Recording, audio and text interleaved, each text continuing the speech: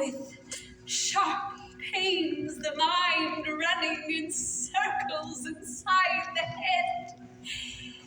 And there was bleeding through the skin, though it was not cut or broken. And then death, the bright red spots upon the body, especially upon the face of the sick man, made other men turn away from him, afraid to try and help. And the sickness lasted from beginning to end no more than half an hour.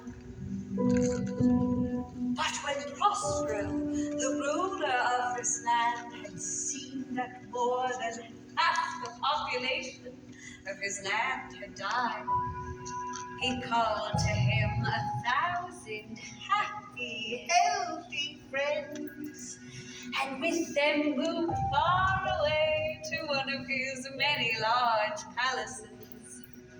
It was a beautiful palace with a great stone wall encircling it and large gates of iron for their protection. Prospero would provide everything they could need for pleasure. There was music and dancing, food to eat, and cocktails to drink.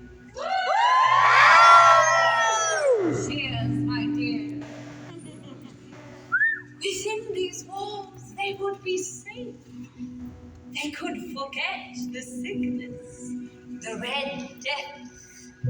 They would leave the outside world to care for itself. Now, after 5 months pass, Prospero invites his friends to a masquerade to lift spirits, as these were dark times indeed. They were to wear the finest of clothes and the finest of masks. It was quite a sight to behold the richness of this masquerade. And there were 7 rooms in which Prospero's friends would dance. In his long and winding palace, little more than 1 room could be seen at a time. And within each room there stood 3 tall, pointed windows of a beautiful colored glass that matched the room that they were within.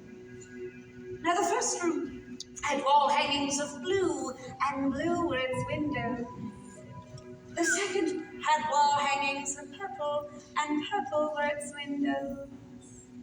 The third were green, the fourth yellow, the fifth white, and the sixth violet.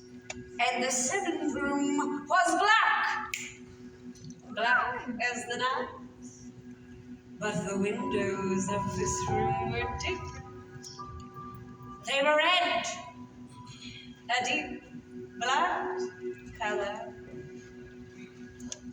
And how strange the light was indeed that shined from the windows, casting the strangest of shadows onto the faces of the dancers within the room.